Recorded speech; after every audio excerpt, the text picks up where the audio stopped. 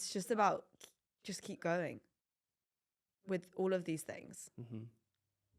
And I think most really tough periods in any ambit of your life can be solved by just keep going.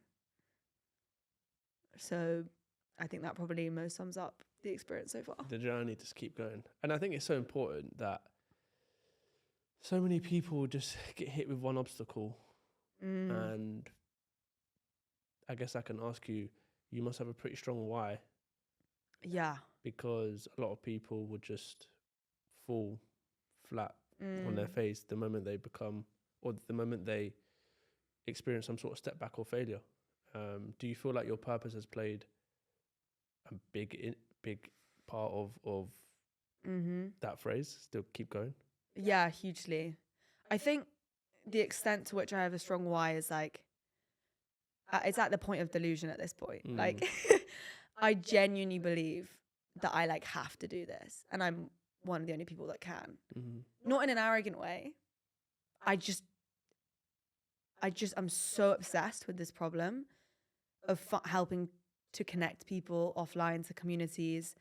I've been, without meaning to, preparing for it since I was 14 by just deciding to reject social media, by deciding to constantly build communities, run events.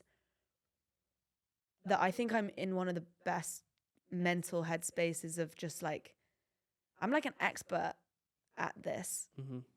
I have so much to learn. Yep. But like this particular why, this particular purpose, I haven't met anyone who cares as much as me about this. Like, not in an arrogant way. I think there's an extent to which you have to be deluded, because any logical person would be like, at this point, you should probably give up. And like, there's times when you're like, I should probably give up. This is so difficult. But you've turned I don't know if you've read Think and Grow Rich, but in there he talks about you need to turn your burning desire into an obsession, which sounds like what you've done, and evidently that's not arrogant at all. Yeah, no, I don't know, but I think I know lots of people are passionate about stuff, but I think you're right. It goes into obsession. Yeah, and then it's like I can't not build this. And like sometimes I wish I could not. Sometimes I wish I could just like leave it and like not care as much. Like my friends always say to me, like, George, like you can't stop caring about it. That's why you get so upset and like angry about it when things don't go right, because like, there's just so much care there. You're passionate. Yeah, that's it. You're sometimes passionate. That's exhausting. It can be, as my wit will tell me. Yeah, the stress levels are. The stress monitor is like. Yeah. But I don't think there's anything arrogant in knowing what your obsession is and what your purpose is. Just because someone else doesn't have it, the reason why people are telling you that is because they don't have the burning passion or the desire. You do. So stick with it. Yeah. Right? No, I will.